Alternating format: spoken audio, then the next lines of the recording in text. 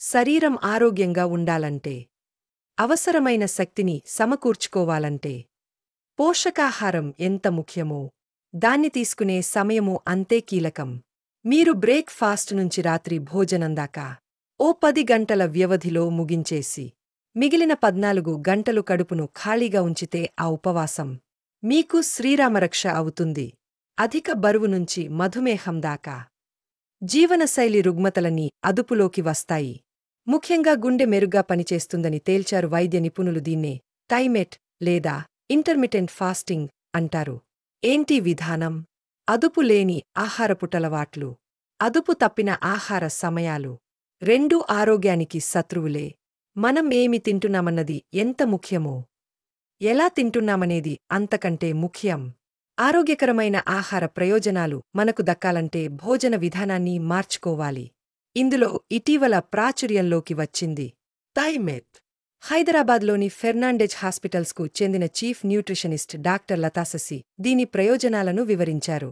సూర్యోదయం, సూర్యాస్తమయాలకు అనుగుణంగా మన శరీరం స్పందిస్తుంది.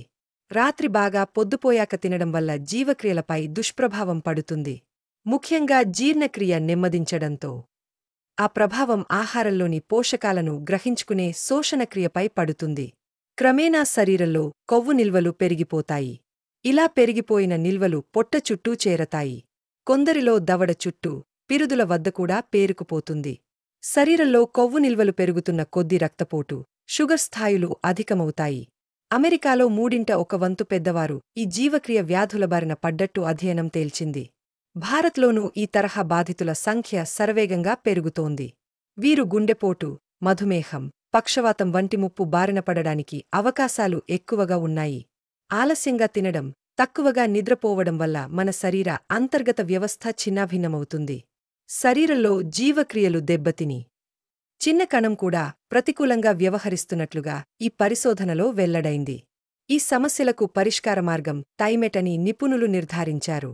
ఎప్పుడు? ఎలా? 1 అల్పాహారం, మధ్యాహ్న భోజనం, సాయంత్రం స్నాక్స్, రాత్రి ఆహారం. ఇలా 4 సార్లు ఆహారాన్ని తీసుకోవాలి. ఉదయం నిద్ర లేవగానే తొలి గంటన్నరలో ఏదైనా తినేయాలి. ఉదయం 6 గంటలకు నిద్ర లేచారనుకుంటే 7:30లోపు ఏదైనా అల్పాహారం తీసుకోవాలి.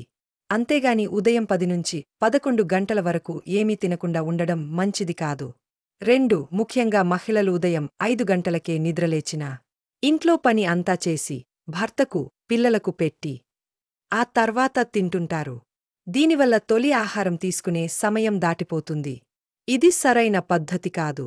3 బ్రేక్ ఫాస్ట్ తర్వాత 10 గంటల వ్యవధిలో మధ్యాహ్న భోజనం, సాయంత్రం స్నాక్స్, రాత్రి భోజనం చేసేయాలి. ఉదాహరణకు ఉదయం 8 నుంచి 9 గంటలకు బ్రేక్ ఫాస్ట్ తిన్నారనుకుంటే, రాత్రి 6 నుంచి 7 గంటల్లోగా డిన్నర్ పూర్తవ్వాలి. 4 రాత్రి 9 నుంచి 10 గంటల్లోగా నిద్రపోవాలి. నిద్రపోవడానికి కనీసం 3 గంటల ముందు ఏమీ తినొద్దు. ఒకవేళ ఎక్కువసేపు మెలకువతో ఉండాల్సి వచ్చి, ఆ సమయంలో ఆకలైతే ఘనాహారం తీసుకోవద్దు. కొబ్బరి నీళ్లు, మజ్జిగ, నిమ్మరసం, green tea, black coffee, herbal tea వంటి ద్రవాహారాలను తీసుకోవాలి. 5 గంటల 10 నిమిషాలు గంటల వ్యవధిలో ఏదైనా తినొచ్చు కదా అనుకోవద్దు. ఈ సమయంలో జంక్ ఫుడ్ తింటే ఫలితం శూన్యం. పైగా అనారోగ్యం కూడా. 6 రోజు ఉదయాన్నే సుష్టుగా తినేయాలి. ఈట్ లైక్ ఏ కింగ్ అంటారు. మధ్యాహ్న భోజనంలో అన్నంతో పాటు గింజ ధాన్యాలు, పప్పు దినుసులు, కూరగాయలు, పండ్లు ఉండాలి. ముఖ్యంగా ప్రోటీన్ ఉన్న ఆహారం ఖచ్చితంగా తినాలి. కొవ్వులు, షుగర్, ఉప్పు తక్కువగా తీసుకోవాలి. రాత్రి ఆహారం స్వల్ప మోతాదులో, పరిమితంగా తినాలి. 7 రాత్రి అన్నం తినకూడదా? అంటే అలా అని ఏం లేదు. అన్నం కూడా తినొచ్చు. కాని ఎంత మోతాదులో తింటున్నారనేది ముఖ్యం. ఉదాహరణకు ఉదయం అల్పాహారంలో 3 దోసెలు, మధ్యాహ్నం 2 కప్పుల అన్నం తింటే, రాత్రిపూట 1 కప్పు అన్నమే తినాలి. 8 మధ్యాహ్నం నుంచి రాత్రి వరకు ఏమీ తినకపోతే బాగా ఆకలి వేస్తుందని ఒకేసారి ఎక్కువ తినడం కూడా మంచిది కాదు. అలా కాకుండా సాయంత్రం పండ్ల ముక్కలు, మొలకెత్తిన గింజలు, ఓట్స్, రాగి జావ, 10-12కు మించకుండా నట్స్ వంటివి తీసుకోవాలి. అప్పుడు ఆకలి తగ్గుతుంది. రాత్రిపూట 1 కప్పు అన్నం తింటే సరిపోతుంది. ఆరోగ్యానికి కొత్త భోజన విధానం టైమెట్ టైమ్ రెస్ట్రిక్టెడ్ ఈటింగ్ టైమెట్ లేదా ఇంటర్మిటెంట్ ఫాస్టింగ్ పై యూనివర్సిటీ ఆఫ్ కాలిఫోర్నియాకు చెందిన San Diego school medicine and Salk Institute పరిశోధకుల అధ్యయనంలో పలు ఆసక్తికర విషయాలు వెలుగులోకి వచ్చాయి.